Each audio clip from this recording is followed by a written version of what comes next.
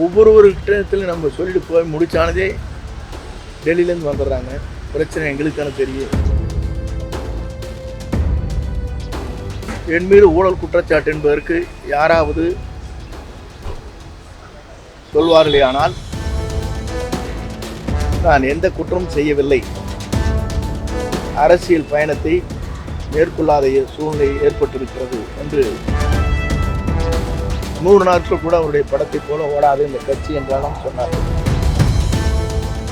யாரால் நாம் வளர்க்கப்பட்டோம் என்பது மறந்துவிடக்கூடாது. பொதுவாக பல்முனை தாக்குதல் என்பது ஒருவர் மாபெரும் வெற்றியை அடையப் போகிறார் என்பதற்குத்தான் இது ஒரு எடுத்துக்காட்டு. இதற்கு முன்னாலே எல்லோரும் நினைத்தார்கள் கூட்டணி இணைவார் என்று நினைத்தார்கள். நாமக்கல் நடைபெற்ற நிகழ்ச்சியில் பெரிய கட்சியுடைய கொடி பறக்குது, பிள்ளையார் சிலை போடப்பட்டதெல்லாம் பேசியது அவர்கள்தான், நாங்கள் அல்ல. இன்றைக்கு நிலைமைகள் மாறுகிற போது ஒவ்வொருவரும் ஒவ்வொரு கருத்துக்களை சொல்கிறார்கள். உண்மையிலே ஒரு அனைத்து இந்திய அண்ணா திராவிட முன்னேற்றக் கழகத்துடைய அமைச்சர்கள் ஐடி விங்கை பொறுத்தவரையிலும் எங்கே தாக்குதல் நடத்த வேண்டும் என்று சொன்னால் திமுக மீது தான் என்ன குற்றச்சாட்டுகள் இருக்கிறது என்பதை அவர்கள் வெளிப்படுத்த வேண்டுமே தவிர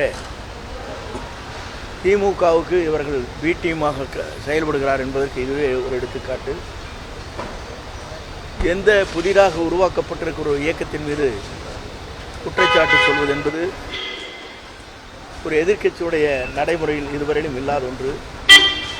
இங்கே தான் ஒவ்வொருவரும் அந்த கருத்துக்களை சொல்லிக் கொண்டிருக்கிறார்கள். இது வேதனை அளிக்கக்கூடிய ஒன்று.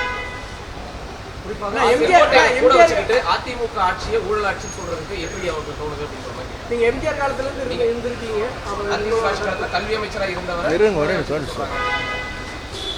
என்னை பொறுத்தவரையிலும் புரட்சித் தலைவரோடு புரட்சித் தலைவி அம்மாவோடு பயணம் செய்தவன், சிறப்பான முறையில் ஆட்சியில் பங்கு கொண்டவன்.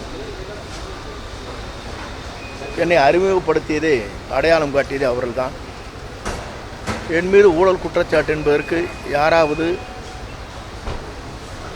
சொல்வார்களே, ஆனால் வழக்கு மன்றத்துடைய தீர்ப்புகள் உச்சநீதிமன்றம் வரையிலும் தெளிவாக கொடுக்கப்பட்டிருக்கிறது. இங்கே உயர்நீதிமன்றத்தில் எனக்கு விடுதலை செய்கிற போது ஒருவரை குற்றம் சாட்டுகிற போது அந்த குற்றச்சாட்டுகளை பொறுத்தவரையிலும் உடைய வாழ்க்கை 5 ஆண்டு காலம் அரசியல் வாழ்க்கை ஏற்பட்டிருக்கிற நிலைப்பாடுகளை நாங்கள் எண்ணி பார்க்கின்ற போது உண்மையிலேயே உயர்நீதிமன்றத்தினுடைய தீர்ப்பு எப்படி இருந்திருக்கிறது என்று சொன்னால் அவருடைய 5 ஆண்டு கால அரசியல் வாழ்க்கையில் பெரும் பின்னடைவை உருவாக்கி இருக்கிற நிலைத்தான் முந்தைய தீர்ப்பு இருக்கிறது என்று வழக்கு மன்றத்திலே கொடுக்கப்பட்டிருக்கிறது.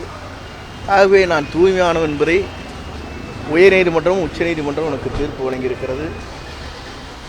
அரசியல் காழ்ப்புணர்ச்சியின் காரணமாக பல்வேறு வழக்குகள் தொடர்வது வழக்கம்.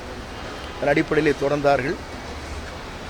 அந்த வழக்கு அனைத்தும் நான் எந்த குற்றமும் செய்யவில்லை, கூடுதலாக போக்குவரத்து கழகத்தில் வருவாய் ஈட்டியிருக்கிறார் என்றுதான் அங்கே உயர்நீதிமன்றத்தில் தீர்ப்புகள் வழங்கப்பட்டிருக்கிறது.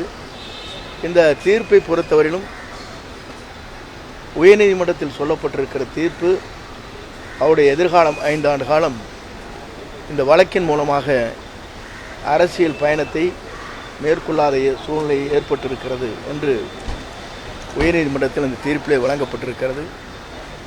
ஆகவே அப்படிப்பட்ட நிலையிலே இருக்கின்ற போது இன்று என்னை பற்றி அவர்கள் சொல்வதற்கு எந்த நிலையும் இல்லை. அப்படி இருக்குமேனால் என்ன குற்றச்சாட்டுகள் செய்திருக்கிறார்கள், அது நிரூபணமாயிருக்கிறது என்பதை அவர் சொல்ல வேண்டும். அப்படி யாராவது இதுபோன்று கருத்துக்கள் சொல்வார்களே, ஆனால் அவர் மீது வழக்கு மன்றத்தின் மூலமாக வழக்குகள் தொடரப்படும்.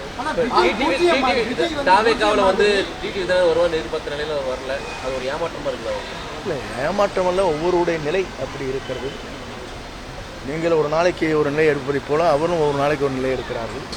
உங்களோடு வர வேண்டும் என்று நினைத்தால் சூழ்நிலைகள் அவருக்கு எப்படி ஏற்பட்டிருக்கிறது என்று என்னால் சொல்ல இயலாது.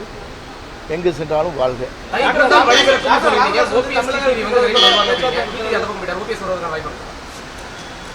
ஒவ்வொருவர்கிட்டத்திலும் நம்ம சொல்லிட்டு போய் முடிச்சானதே டெல்லியிலேருந்து வந்துடுறாங்க. பிரச்சனை எங்களுக்கான தெரியும். நான் சொல்லாமல் இருக்க வரையும் நல்லது.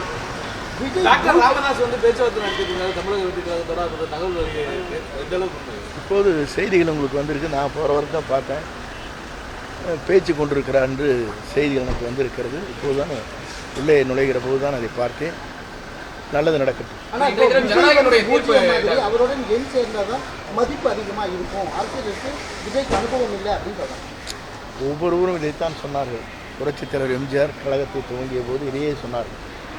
100 நாட்கள் கூட அவருடைய படத்தை போல ஓடாது இந்த கட்சி என்றாலும் சொன்னார்கள்.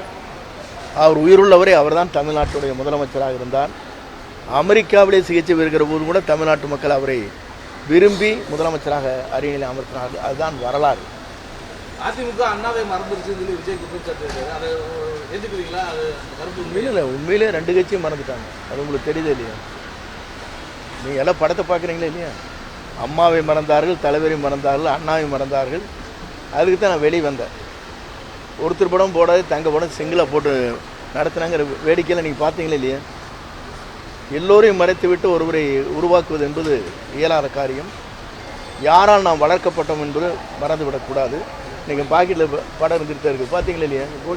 இவங்க மாதிரிலாம் ஒரு இயக்கத்திற்கு போன உடனேயே அந்த இயக்கத்தில் எனக்கு ஜனநாயகம் இருக்கிறது.